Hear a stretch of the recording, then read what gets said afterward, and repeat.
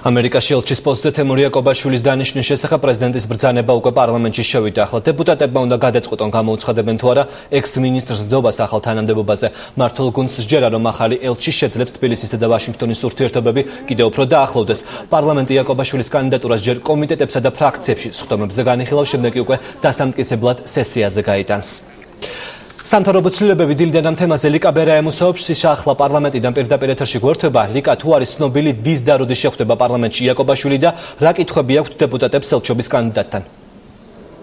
ცნობილია, რომ თემურ იაკობაშვილს საქართველოს პარლამენტი ნდობას ამერიკაში საქართველოს ელჩის თანამდებობაზე უახლოეს სხდომაზე გამოუცხადებს. სავარაუდოდ ეს მოხდება მიმდინარე კვირაში. ცნობილია, რომ 4 შაბათს პარლამენტში დილიდან დაინიშნება საგარეო ურთიერთობათა კომიტეტის სხდომა, სადაც იაკობაშვილის კანდიდატურას განიხილავენ და მას კომიტეტი მხარს დაუჭერს. როგორც უმრავლესობის წარმომადგენლები აცხადებენ, ისინი მიესალმებიან ამ საკადრო ცვლილებას, მიიჩნევენ, რომ თემურ იაკობაშვილის დიპლომატიური საქმიანობის გათვალისწინებით და ასევე მის გათვალისწინებით თუ რა ურთიერთობა აქვს მას ამერიკულ ორგანიზაციებთან, მისი ელჩად დანიშვნა გამართლებული იქნება. რაც შეეხება ოპოზიციას, ოპოზიცია კმაყოფილია წინა ელჩის ბათუ ქუთელიას საქმიანობით და იმედს გამოთქვამს, რომ ამ პოსტზე თემურ იაკობაშვილის მუშაობაც ნაყოფიერი იქნება.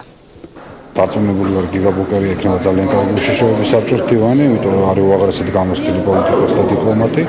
ასევე დარწმუნებული ვარ თემურ იაკობაშვილის წარმატებაში და მისთვის ამერიკულ პოლიტიკურ ელიტასთან ურთიერთობა არ არის ახალი საქმე, ნამდვილად და ახლა უკვე ელჩის ფუნქციით ძალიან აქტიურად და კარგად იმუშავებს, მე ვფიქრობ და ასევე დარწმუნებული ვარ, რომ ეკა ტყეშელაშვილი, რომელიც ასევე ძალიან მაღალი რანგის დიპლომატი და პოლიტიკოსია, ძალიან კარგად წაუძღვება რეინტეგრაციის სამინისტროს. დარწმუნებული ვარ, რომ უმრავლესობის მხრიდან ექნება მხარდაჭერა, გამომდინარე იქიდან თუ რა გამოცდილება აქვს თემურ იაკობაშვილს, როგორც ზოგადად უსაფრთხოების საკითხებზე და შეერთებულ შტატებთან ურთიერთობა, იგივე სტრატეგიული პარტნიორობის ქარტიდან გამომდინარე, მნიშვნელოვანწილად უსაფრთხოების თემატიკითაც არის განსაზღვრული, ხო? თუმცა ეს არ არის ერთადერთი. მე ეჭვი მაქვს, რომ ბატონი ბათუ ქუთელიას გათავისუფლება თანამდებობიდან უკავშირდება იმას, რომ 2 წელი სააკაშვილი ობამას ვერ ხვდებოდა და უფრო განტევების ვაქცია ამ შემთხვევაში ბატონი ქუთელია, მაგრამ რამდენად მოახდენს იაკობაშვილი ახალი, ვთქვათ, ცარიელი ფურცლიდან დაწყებას და ინტენსიფიკაციას ამ ურთიერთობების, მე ცოტა ეჭვი მეპარება, იმიტომ რომ ეს იაკობაშვილზე სულთან დამოკიდებული არ იქნება, ისე როგორც არ იყო ეს მხოლოდ ქუთელიაზე დამოკიდებული. ეს არის დამოკიდებული